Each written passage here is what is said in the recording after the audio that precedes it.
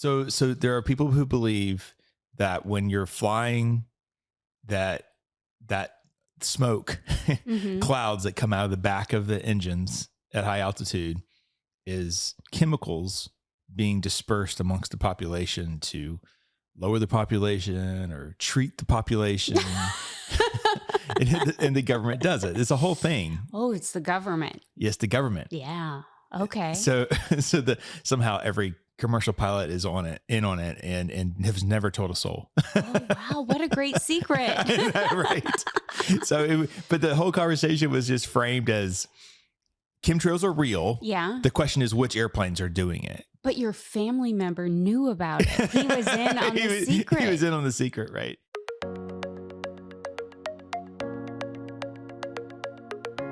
Welcome to a Wiser Retirement Podcast, where we believe the best financial advice should always be conflict-free. I'm your host, Casey Smith. Guiding you to financial freedom today is my co-host, Missie Beach. Hey, Missy. Hey, Casey.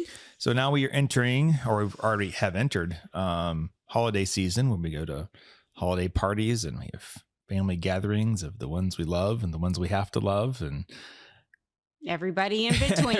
Everybody in between. And I feel like that this is something that we owed everyone is let's talk about the economy, because all through 2023 and 23, everyone said, oh, this recession's coming. This big recession's coming. In 2022, people saying there's a 75, I say people, analysts were saying there's 75% chance of a recession in 2023. But let's talk about recession numbers. Let's just talk. This is going to be a little data heavy. Yeah. Numbers don't lie. But numbers don't lie. We normally have Andrew sitting in here with us, but he decided to have a fourth child. So he's, we miss Andrew. We do. He's at home, being a good dad. So we got left to log in to Y charts with tons of data in it. And I thought, Andrew's not here. Let's have a little fun with the reporting system. Fun with numbers. So, couple of things. The Fed target rate. So this is the Fed rate that is used to lend money out to banks, right? Mm-hmm. So it's kind of the benchmark of interest rates. Fed target rate's 5.25% right now, and it's up 75% over the last year, and that's because they've been raising interest rates to help cool down the economy. Mm-hmm. Consumer price index. So people make fun of this, but the CPI. Yep. So CPI is made up of basically a representation of different parts of the things you can purchase: oil, goods, autos, right? Consumer staples, all those things.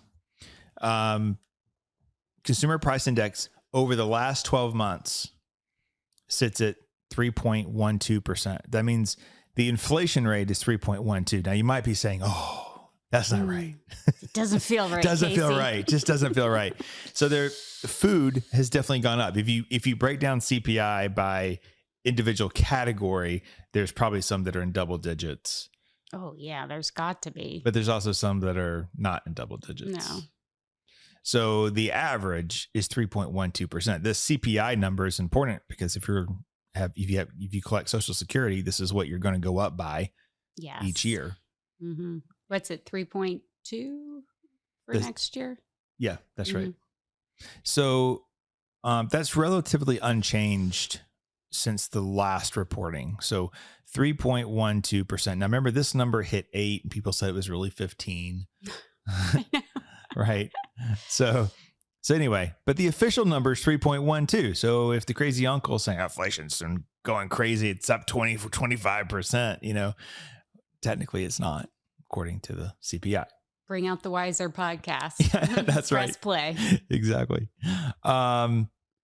So the US GDP, now this is a moving target because there's been a lot going on with the economy, obviously, but it's up 6% over the last year. It doesn't mean the economy is growing by 6%, just the number went up by 6%. So we're still growing the economy at 2.15%. That's relatively low. They said 4% to 5% annually could not be done. The Trump administration did it. Then COVID hit. Yeah. And now it's back around 2%, which is kind of where we were prior to 2017. A little weak. But also too, rising interest rate slows down the economy. So some of it is planned. It's on purpose.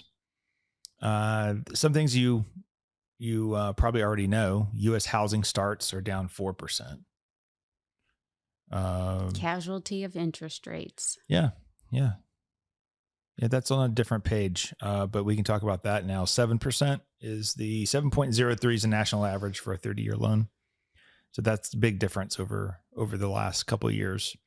U.S. manufacturing new orders. So looking at U.S. manufacturing, down 2%. So that's a sign that there's a cooling economy. Slowdown, yep. U.S. personal consumption expenditures, how much we're spending, is up 5.3%. So people don't think a recession's coming. No. They're not socking it away. No, they're not. I think it has a lot to do with the unemployment rate, which is really low. Mm-hmm. So if you have a job, you're going to spend money. If you don't have a job, then you're probably going to stop spending money. U.S. retail sales over the last year. Now, this does not include December. This was last reported 11/14. So it's going to be about another few days before they report new retail sales, but it's up over 1.6% over the last year. And U.S. total non-farm payrolls is up 1.8% over the last year.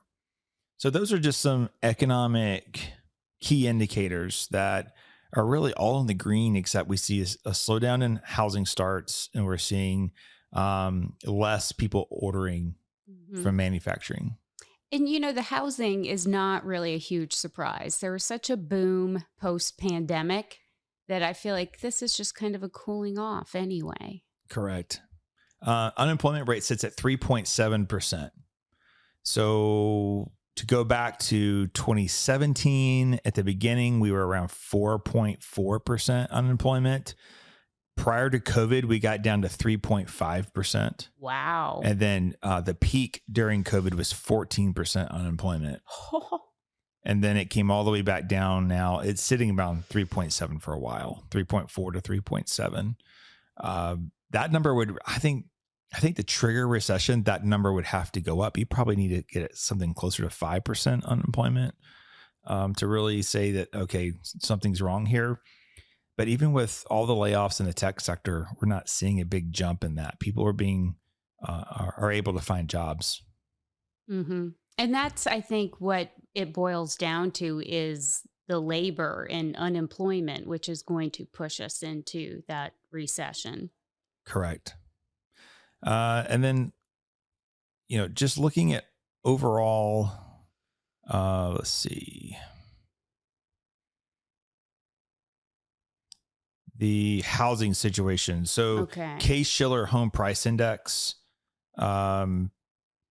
basically this is a indicator of where the housing market is headed. Mm-hmm. And it's at a growth rate of 3.95%, but that's since 2021. So there's really not an indication there. What I focus on is the 30-year mortgage, mm-hmm. and where we think interest rates are going to be going forward. So at the beginning of 2022, you can still get a 3.12% 30-year mortgage. The highest it had been prior to that was in 2018, about 4.94% in 2018. Wow, how soon we forget. I know, right? Yeah. And then it came trucking all the way down to 2.6. Jeez. Which is weird because this is the average. Mm-hmm. But we have clients that I know did 1.5 and 1.9% 15 yeah, years. I've seen a 1.9. Isn't that crazy? So 7% has actually cooled off from the average of 7.79 just a few months ago. Yep. Wow.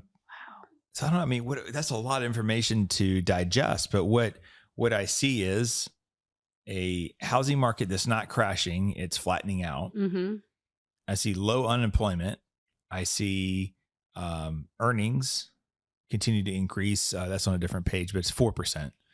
4% increase in earnings year over year for most people. Yeah, and I think people are projecting doom and gloom because of they anchor on mortgage rates for some reason. And even people who are set in their homes, they have nowhere to go, nowhere to be. They Right. have a great rate, but they're like, "Oh my gosh, what are these people going to do that have to buy houses?" Well, no one has to buy a house. Renting is still a great option. In fact, lately it's less to rent than buy. So Right. you write it out on the sidelines for a few years. You rent, you sock away down payment money in a high yield savings account, and it's fine. So that's kind of a non issue right now. So mortgage rates are not why we're going into a recession. Going back to the Case-Shiller index, I wanted to make sure I was going to depict that correctly, but basically that is a composite of single family home price indices for 9 uh, US census divisions and calculated monthly. So the reason why that's important, that that's positive, it shows that overall across the country that prices of homes are continue to increase. Right. Yeah. Looks like there's a little dip over the late spring, summer, and now Yeah. it's on the upswing again. So Yeah. we're I on the mean, right trajectory. if you look at the last 5 years, it's increasing again. So it's again another positive indication that there's nothing really supporting this big crash that everyone keeps talking about. No. I mean, for a lot of people, not our clients, but a lot of people I talk to say, "Oh no, I'm sitting on the sidelines until after recession." Like it's just going to happen. It's And like then they're going to know it's like the when chemtrails, the chemtrails. right? So let's go back to the stock market. Hmm. I mean, let's just talk about year to date, because this was the year that everything was going to fall apart. So what if you just sat on the So sidelines, what if you sat on the Casey? Because sidelines? you were thinking, hey, it's going to be a recession. I'm not going to put my money in. You missed out on the NASDAQ year to date up 37%. For a year where people thought it was Yeah, going to be a right. recession. The S&P 500 is up 20%. And what normally you see the S&P, you see the Dow right next to it. Hmm. Dow doesn't have a whole lot of growthy companies No, it like the does. S&P would. So the Dow's only up about 9.8, call it 10%. And that's what's winning these days, the growth stocks. That's right. And you know, when you're talking to somebody at that holiday party and they're in the growth the dividend stocks. Oh yeah, I buy dividend stocks. Like they're really, really smart. Your dividend stocks are up 4.6% year to date. Oh, The low vol stocks, those are like utilities, are yeah. actually down 0.45%. Yeah, collect your dividend, You, Casey. you got to focus on total return. Oh, amen. At the end of the day, it's all about total return. Almost for Who the last- cares about the dividend? Almost for the last 20 years, you had Yeah. to be total return. Hmm. And that's something we really try to educate our clients about is it's not the dividend that it pays. It's about the price appreciation and the Correct. income. It's the whole package. It's a mix. The S&P 500 is a mix. There are dividend aristocrats in the S&P 500, but also the companies that are growing quickly will filter to the top, like your Yes. Teslas, like your Apples, your Googles, right? Hmm. So you see that when you break it down by sector, the growth stocks total return year to date's up 26%. Just to growth stocks Yeah. in the large cap S&P 500. Yeah. And this is another example of why perhaps dollar cost averaging is not really your best friend a lot of times because No. look, it just went up consistently throughout the year and you missed out on all this great growth and appreciation throughout the course of the year. Well, if you want to talk about dollar cost averaging, I was shocked. I had to read the report twice. It came out a couple of years ago, but Vanguard did this big study on: do you invest all your money at once, or do you dollar cost average it out? Mm-hmm. Now, to be clear, when you get paid and the money goes into your 401k plan, you are a part of the "I invest it as soon as I get it" category. That's not dollar cost averaging. Mm-hmm. That's true, because you didn't have the money. Because you didn't have the cash before. You half a got the month cash ago. and then you invested it, right? So you're participating in the right side of the study. But basically, if you had invested at all the all-time highs, you still came out with a positive rate of return over the long term. Mhm. Where if you had just dollar cost average in over like a year period, you had a smaller rate of return. Yeah. Now, if you pick the worst day to invest every single time, you had the additional cash. It was a very small difference versus dollar cost averaging, Mhm. but dollar cost averaging still won. So what it told Mhm. me is if you have the cash, if it's supposed to be invested long term, then do it. Yes, exactly. Bite the Um, bullet, put it in there. so yeah, but if you were holding, if you had sold in 21, which 21 was a really good year, so that would have been a hard year to sell at the end. But Mhm. if you had sold at the end of 22, because 23 was going to be worse, Mhm. you Hey. missed Yeah. you missed the rebound. You Uh-huh. missed your chance to make up for 22. If you look at the last 12 months, the S&P is up 17, Dow's up 8.5 or 8.75, and the Nasdaq's up 31% over the last Wow. 12 months. Now here's what I like to tell people: when you have really bad years, I like to say, but the 10-year was great. Yeah. If you look back 10 years, if you've been investing for 10 years, or you started investing in 10 years, there's a lot of crap that's happened since 2014, right? Oh, since 2014, yes, Since there 2014, has. there's been a lot of crap that's happened. Your Nasdaq's still up 260%. That's crazy. Your S&P's up 159%, and the Dow's up 129% in the last 10 years. Mm-hmm. So people get so worked up over these short-term movements, I know. and it's kind of like, who cares if there's a recession in the next year? Mm-hmm. I want that 10-year return. Yeah, I want to be part of it. I want Right. in. So yeah, just Google missing like the 10 best days in the market. Oh, yeah. Yeah. Google any of those studies and you'll see why you can't afford to be out at all. No, you can't. Now, I will say that you don't need to be in so much that if something happened in your life, you'd have to withdraw the money. Oh, exactly. Oh, yeah. So you always want to make sure you follow the core steps to our financial planning process, which is one is little to no debt. Two is enough emergency reserve. Absolutely. And after you have those two things taken care of, then you can be a good investor. Much easier. So that's a great 10 years. Oh yeah. I mean, I it's don't like magic. No. I mean, but it's looking money but it's for looking you. back with no emotion. It's looking backwards with no emotion, and you didn't sell during all the craziness. Well, yeah, wasn't it not painful 10 years? But Right. Even look back 3 years. Now's a great time to do that because you get to absorb 2022 into it.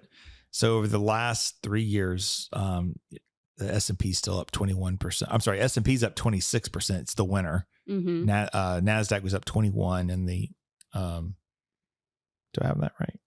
Let's see. I'm sorry, Nasdaq's up 16, and the Dow was up 21, S&P up 26%.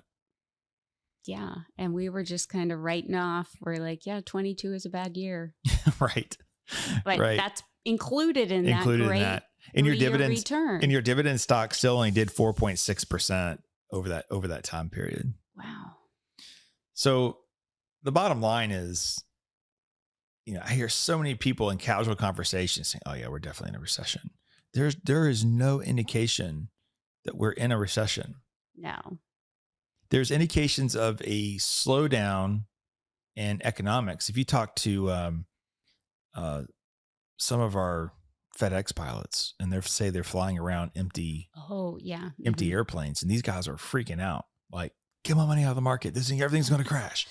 But when you listen to their last quarterly report, they're saying that they're back to 2019 levels. So that seems pretty normal because the whole entire world stayed home and we had to ship a lot more product than what we're having to do now. And I think sales have come down to a pre-pandemic level, which makes sense. So there is a chance that you're in an industry that has having a pullback, but it doesn't mean we're in an economic recession overall. No. What's that saying? It's a recession if your neighbor loses his job. It's a depression if you lose yours. Yeah. That's kind of what's going on over there, I guess, is like seeing the reduction in shipping. Or you might be working at a company that's in a sector that's just not selling well right now. It was hot during the pandemic and maybe it's pulling back. Yeah. If you make face masks, right? I just threw all of ours away. Not going back. I mean, and there are some other things in the news. I mean, there's supposed to be a new virus in China right now that people are calling for stoppage of flights. And I think we learned our lesson the first time. I don't think we would shut down the economy again. Well, yeah, looking at all these charts, look what it does. Yeah. Double-digit unemployment. Right. So it's, what do we think about 24? This is not our 24 prediction podcast. But I think what everyone can do is make sure that your financials are on solid footing. Mm-hmm. So as I tell people a lot is you want to start moving forward always on a rock solid foundation. So do we have debt paid down? Do we have savings built up? And if that's the case, then I'd say whatever happens in 24, you can weather it if it were to be bad. Exactly. Once the foundation is laid, you're fine to weather any storm. Vanguard comes out every quarter with their market perspectives. This one's a little dated now, November 27th. What do they think about going forward? They're seeing U.S. equities with a 4 to 6% rate of return with a 17% deviation in volatility. Slowdown in growth stocks potentially with maybe a 1 to 3% rate of return. And this is over. This is going to be over a 10-year period. So they're trying to absorb a lot of stuff that could happen in 10 years. They're showing higher rate of return potentially from foreign investments. And they've been saying that for 5+ years and I haven't seen it yet. Wow. Yeah, so they are. Sometimes I read these things. I'm just like, I don't understand where this is coming from.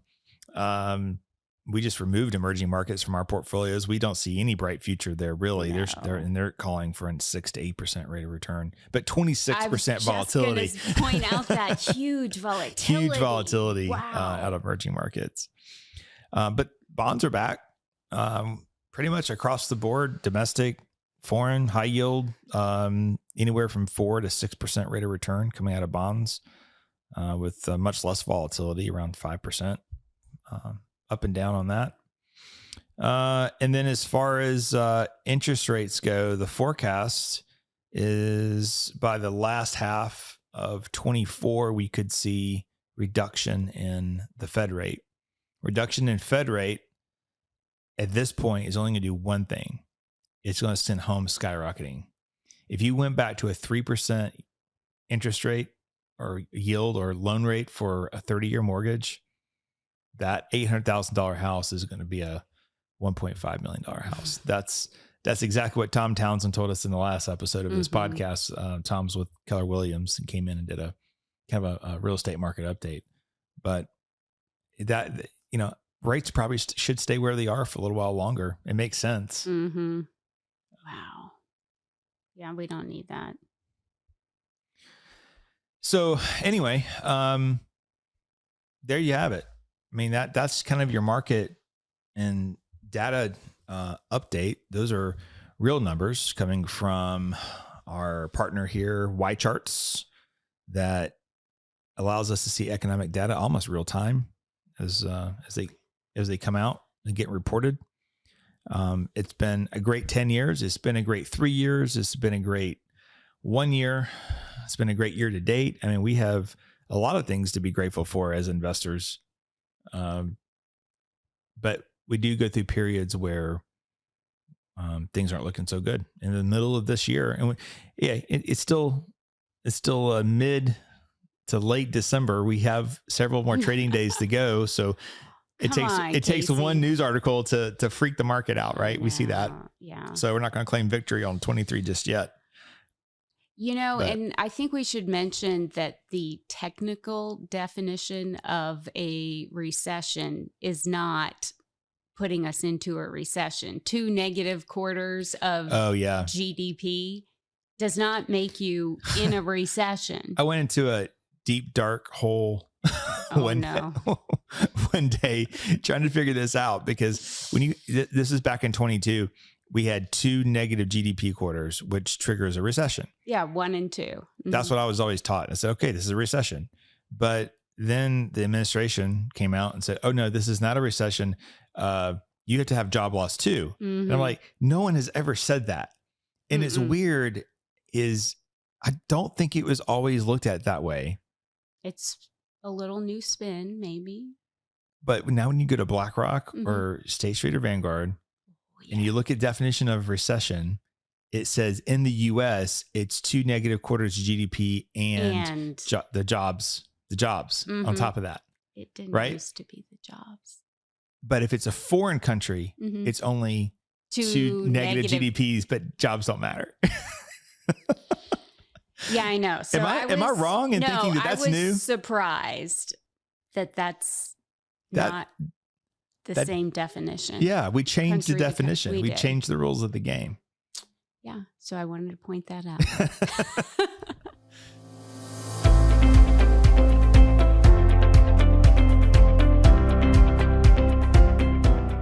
Are you curious why annuities keep coming up as a potential investment option? People are often told that annuities can effectively mitigate investment risks and help secure their financial future.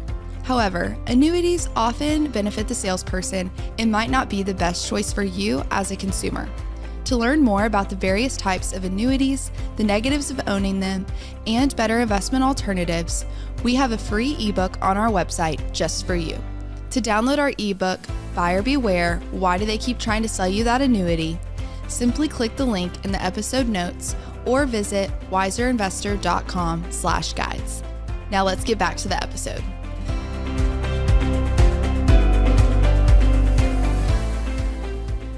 So the 23 economic data and stock market data looks pretty good. And I think that, if you're at your holiday party and someone's being a doomsdayer and saying that things are just terrible and the state of the country's terrible, economically, not so bad.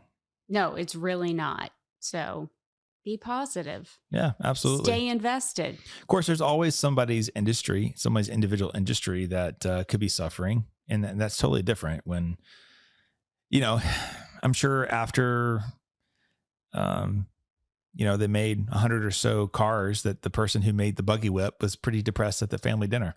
Yeah, you're right. The buggy whip is going out. So there's always going to be situations like that. But I think as a broad statement that the economy is in poor footing, I don't know if I could support that based on the data that I'm seeing here. Now, you still have much higher level things you could talk about, like the deficit that we run in our country. Oh yeah, there's that. That's an issue. That is an issue, and it's something that's going to be addressed. The chips won't fall on that in 23 for sure. Probably not 2033, honestly. But that is a problem that needs to be addressed. But as far as Americans and what they're earning and what they're purchasing and the movement of the overall economy, I think we're in pretty good shape, and hopefully we have a strong finish to 23 and we go into 24 with a lot of wind in our sails. Yes. So. Just don't talk about the deficit at your holiday table and you'll be fine. Exactly. Or politics in general. True. That is something that it probably concerns me, not from a portfolio standpoint, but just from morale standpoint, is that 24 election is going to be nasty. It's going to be nasty. I don't know why you'd say that. I'm hoping we could just turn a page and there's like new people to vote on, but no one's running that is new. No, they're all right. They're all retreads at this point on the Republican side. The Democratic side does have some new faces, but I don't think they're going to be permitted to run. Yeah, because Democrats don't actually elect their candidate. They have the superdelegates, if you remember. Oh, that's right. Yeah. Otherwise we've had different people in the past, but the superdelegates win in the end. So that's going to be, I don't think it's going to be a toll on the portfolios I think these are two separate things. Yeah, the markets don't care about elections. No. They don't. No. In fact, if you want to, we have a whole episode on that, actually. We should put that in the show notes, Headley, on politics in your portfolio. If you want the best rate of return, you want a Democratic president, you want a Republican House and Senate. Yes, split it. If you do that with a moderate Democrat, you're going to have good things happen and things get done. But typically, one whole party controls both. We don't see the best stock market returns. Mm-hmm. All right, Missy. Merry Christmas. Merry Christmas, Casey. And I'll see you on the other side. All right.